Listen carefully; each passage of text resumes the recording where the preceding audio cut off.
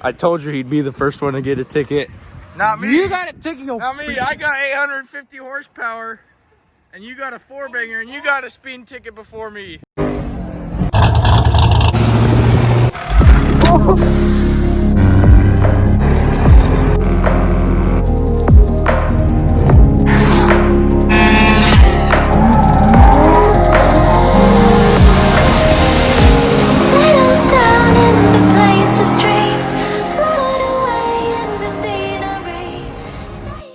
What is up, YouTube? Welcome to today's video. What I'm going to be doing today is 5 things I hate about my 2001 C5 Z06. As you can see, it's right there. It's actually supercharged. It's making around 850 crank horsepower on the 85. That's around 730 wheel. And I don't hate the car. That doesn't mean I hate the car. I love this car. But if I were to sell it, these are some of the reasons I would be selling it.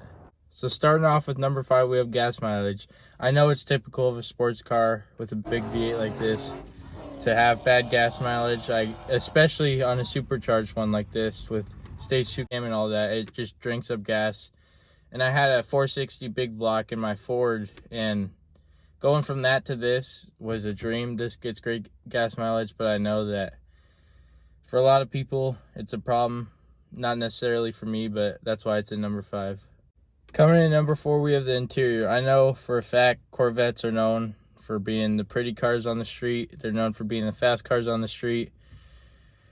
One thing they're not known for is their interior, and that's just a part of buying a Corvette and why they're such a good deal. You have to bite the bullet on the interior. It's all hasn't been updated for even the C6 up to the C6. They started to do better on the C7, but I know I traded my C5 or C6 for this, and even the C5 is just, it's all plastic stuff. It's all not up to par, and I had to put in a aftermarket head unit just to keep up with some of the other stuff that's going on out there. So number 3 is actually the cup holder. All the cars except for my Camaro and Mustang all were crappy about the cup holders. The F250, and both the Corvettes actually.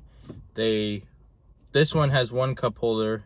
As you can see, it's very small. It's very hard to keep drinks in it and still drive. It's very hard to shift.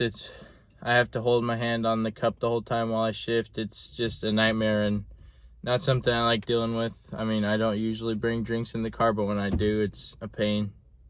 Now, number 2 is these seats. These seats are beautiful to look at. They look amazing.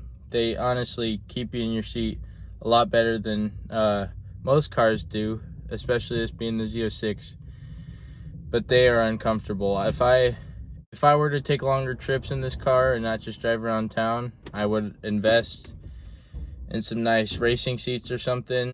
But for now, these are good. Coming in at number 1, we got how low it is. I know Corvettes, I know that's stereotypical of a Corvette. I shouldn't be complaining, but I've had a Mustang that was on coilovers, slammed to the ground. The Camaro was on lowering springs. The other Corvette was stock ride height, but man, this one, especially with the front intercooler and the Procharger kit, it's just, you got to be careful everywhere you go. Even this being stock ride height, you can't.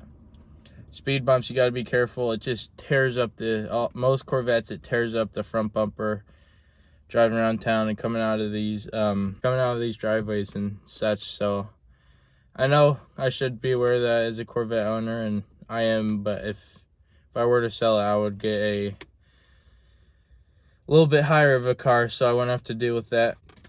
Now, I know there's a lot more things that I don't appreciate about this car, and I threw in some honorable mentions.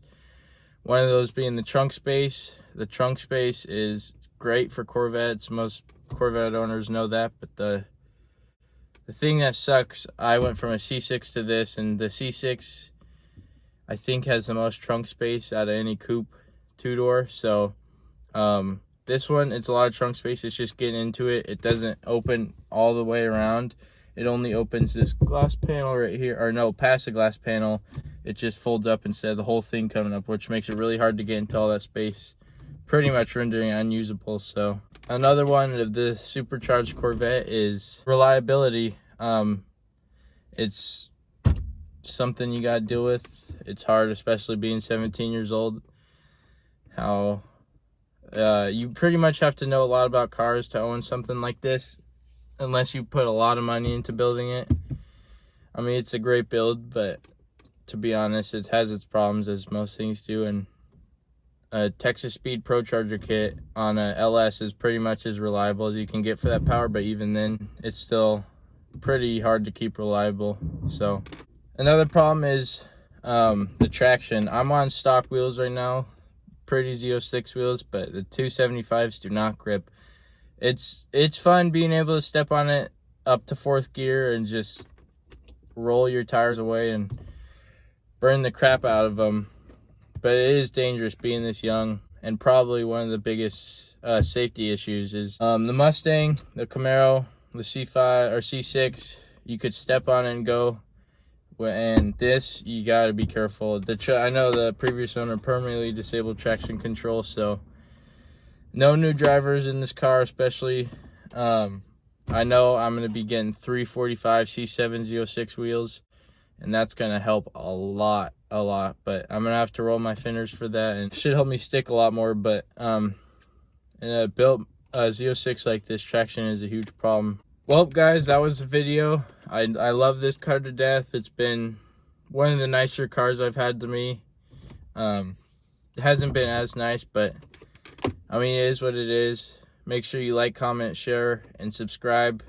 Remember, I'm giving these away at 100 subscribers. I know that doesn't really seem like worth it to me, but they're brand new, come with the case. I'll cover taxes and shipping. When I hit 100, I'll just pick a subscriber, make sure your notification's on so I can see, and then I'll send it to you. So make sure you subscribe and turn on the notification bell. I'm out.